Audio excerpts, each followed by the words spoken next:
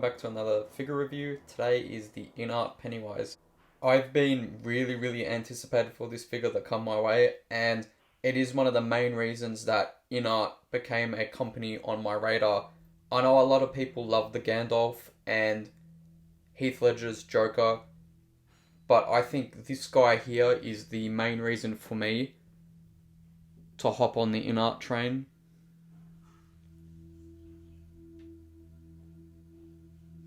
And this is the deluxe version, so you get the alternate head sculpt there. The Valhalla scene look, which is absolutely insane. And the teeth are really good too, just to point out. And yeah, I'm not going to go too much in depth with the accessories, just because I feel everyone has done it at this point. I'm just going to go and do a couple of poses that I love from the film and translate it into the figure. Obviously, this is the dancing pose, matching the base. Also, I want to add here that I might be talking about some potential negatives that this figure has, and also some fixes, particularly the collar section for mine. Obviously, it can be futzed, but I feel it still needs to be much more fixed compared to this. And a lot of collectors I've seen just flatten it, and it's not supposed to be completely flat. It's not even supposed to be straight like this. It's supposed to be pretty ruffled, which Hot Toys actually done correctly, and I have the Hot Toys one right behind there. So I might pop him out. Actually, I think of doing a separate video with these two and compare them and see which one is the better one. But I do think right out the box, this guy does need a bit of work on the collar. Like I said, you can't really move this and have it stay the way you want. So I'm feeling I'm going to have to probably get like hairpins and pin it in the position I want it and put water to permanently keep it in that state. And obviously I'll get into later on why I want to even change that to begin with, because some people might think it looks fine like this, but if I can make it look a bit more movie accurate, I will. And yeah, I might as well get into it. So if you guys do enjoy this, make sure you like and sub, and we'll get into the review.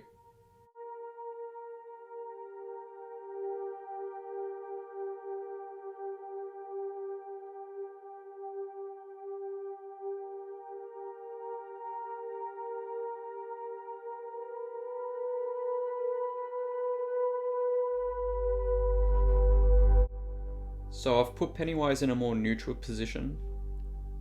So just his arms, pretty statue-esque pose. Pretty much mirroring the promotional art. And my main focus here is to not only look at the details on the head sculpt, but the collar as well. And I feel a lot of people are pushing the collar too far down, because if you look at the promotional art now, it's pretty much level to his ears. And I'll pop it up now for the reference. And as you can see, it's pretty much up to his ear level.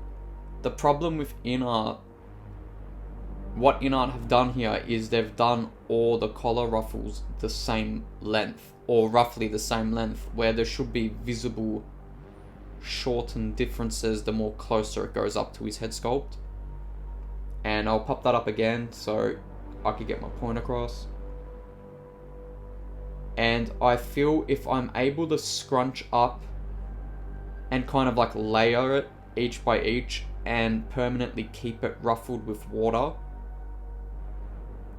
I think I can salvage the look. I mean, it doesn't look bad, but it is a lot to play around with and futz with. And I don't know if this is mine, and I haven't seen much of the reviews go in depth with the collar that much, but for some weird reason there is a split here. I don't know if that's not stitched properly or it broke or something like that, or the glue melted. I don't know what's going on here, but every now and then this constantly goes up like that, and it's really annoying. You know, you can see it wants to move up, and eventually it's going to go like that. So I don't know what's going on there. I might have to get fabric glue just to connect that. I don't get why InArt would have started the ruffles here and not at the back of the head sculpt. Weird choice. I mean, yeah, you could say I moved it a bit and now it permanently wants to stay up like this. So I think I could do water manipulation to keep it down. And also to layer the collars a bit better. But the likeness is really, really good. I can't fault InArt on that. It's got the alien head that the Hot Toys one lacked hugely. Also, the cracks in the forehead is really, really nice. And of course, the main selling point is the rooted hair. And it just elevates that realness. Something that used to be a struggle in 1.6 for obviously non-custom is now becoming a bit more professional. Rooted hair is getting a bit more loved in the official companies now, and you know, I really like the advancement.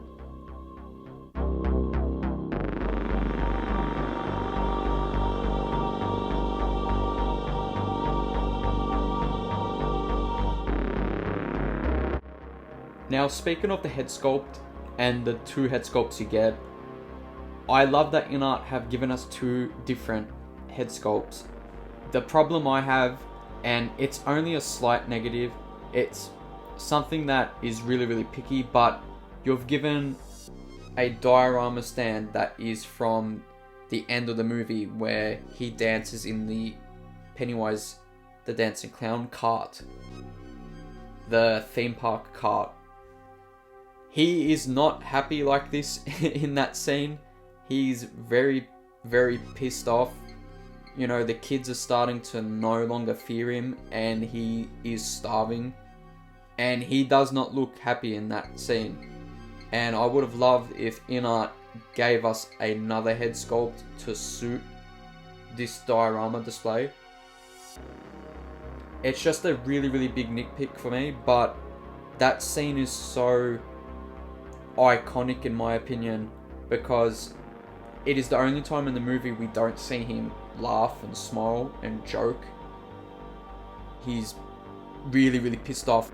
I thought it would have been awesome for an additional head sculpt, especially for the deluxe version. And also, I just had to cut to fix that collar because it was pissing me off. I think throughout this video, this is going to be my main negative problem. It looks fine now, but I bet you in a couple of minutes it's just going to creep its way back up to its chin. Almost like he's like sucking on the collar. I don't know. Everything else is perfect though. Like the weathering, you can see is there. It looks like a killer clown crawling in the sewer. You know, he's all disgusting. He's not as disgusting as later on in the movie and also part 2. But, you know, it's definitely way more weathering than the Hot Toys one. And then you go down to the base, which is real wood. The backdrop is also real wood, and you got a different variation to swap with. Zooming into the bottom there, with the insignia and the words Pennywise Dancing Clown. Again, this is the wagon / cart that was hinted back in the early 20th century that Pennywise was using and still is using. And then you got the base there. Obviously no crotch grabber, this is magnetic.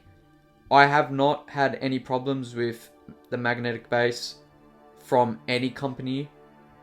You know, that's Caustic Plastic, the custom route, InArt. I just feel the people that are having issues with the magnetic bases could be a case-by-case thing where it is an actual faulty magnet But I feel that most people just simply can't pose their figures without the crotch grabber fully assisting them.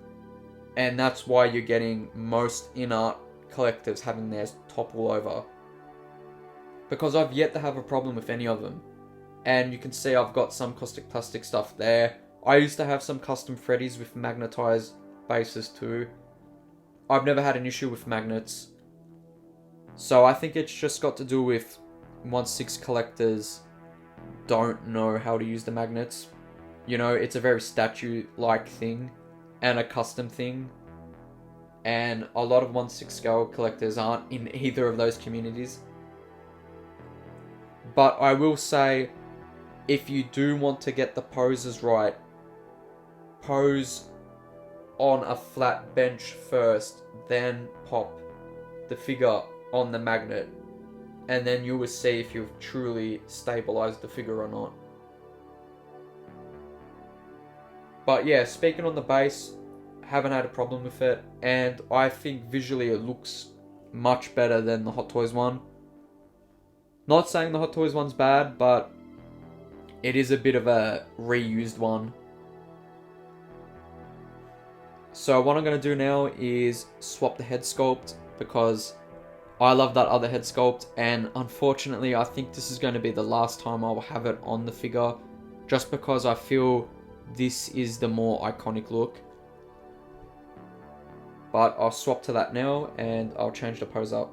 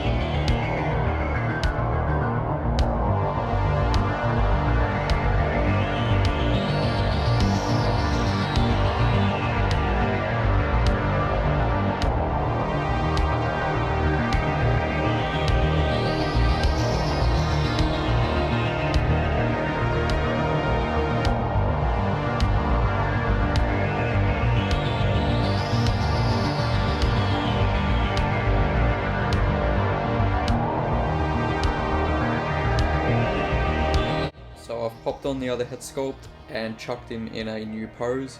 This pose is more inspired by the projector scene, where he's stepping out of the projector scaring the kids, almost like in a giant form. Obviously I wanted to incorporate the base too, so he's not fully crouched like he was in that scene. And I'm not really familiar with InArt joints that well. You know, this is their second official figure, so I don't want to go too insane with the posing, just because I'm unfamiliar with their bodies. Just at a different angle here. I mean, this head sculpt is insane. The teeth is absolutely amazing. The eyes are really, really sinister. Something about this hair too makes him look a bit bigger. You know, something stands out definitely with his hair like this. And then obviously, yeah, it's probably the massive smile that's elongating his face. But yeah, this is amazing. If only InArt packed us 2 bodies to have 2 separate options. I don't know why they did that. Maybe because the backlash the InArt Joker got for a high price tag for 2 figures, which, you know, looking back at it now is actually more of a value pack, if anything, for this level of quality for 2 figures. They should have given us a separate body to give these 2 head sculpts instead of fighting and picking internally which one they grab and which one to unfortunately pack away. But you do get those head sculpt stands that look like the T1000 liquidized, which I'm probably going to have to put this head sculpt on that. For future reference, I would like InArt to do like a little bust, similar to like a Prime 1 bust. Give multiple head sculpts on little busts, so you don't have to throw the head sculpt back in the box, and it does, you know, make it a bit more presentable than a liquefied looking metal thing that InArt do now. And just a quick behind the scenes, I'm about to do my final thoughts and change the pose to the more classic balloon look. But if I can get the collar to be in this position like this, I think I'll be really, really happy and satisfied. This is how it should be. Maybe a little bit more bunched up at the back, so it touches his ears. But if I can get the collar to permanently stay like this, I think I'll be happy. Because when you let go, see how it wants to move and creep back up? And yeah, I don't understand what this is, this split. It's with none of the other collar pieces. So I do think it must be a issue for mine, which I'm probably just going to have to fabric glue. Which is not a big deal, we just blob a little bit and you just push it down. And if anything, it would hold the position better. But yeah, if I hold it like this and do something like that and water it to make it stay in this position when it dries, I think I'll be happy. Because again, you let go and instantly it just wants to form back to this weird look. And then eventually it looks like he's going to eat his collar. But yeah, I thought I would interject this in just so I can get my point across on the only negative this figure has, which is that. And obviously he's standing well without the base. This is what I mean. Pose him flat first, then put him on the magnet base, and then you're going to get a fully stabilized figure. But enough with that. The collar is an issue, and I do think it needs to be said. I like the fact that we got more volume than the Hot Toys one, but it's not parted out correctly, which is giving this issue here. And especially with that split in the middle, I'm not a fan of that. But yeah, I thought I'd put that in now. And now to my final thoughts. So we got the final iconic pose outside the whale house. And a great way to finish off for my final thoughts of the figure. I think overall it is a home run, but I will say there are stumbles with any home run of a figure. I do think there is some issues. The collar being so unpredictable is a big problem in my eyes, which I do think will be rectified with some minor customization. Begs the question if a collector should be doing that. To be fair, InArt have done some housekeeping tips, I guess you can say, on how to manage your figures. And I'm completely fine with that because I'm pretty sure the issue I have can be fixed in-house with just some water and positioning of that collar.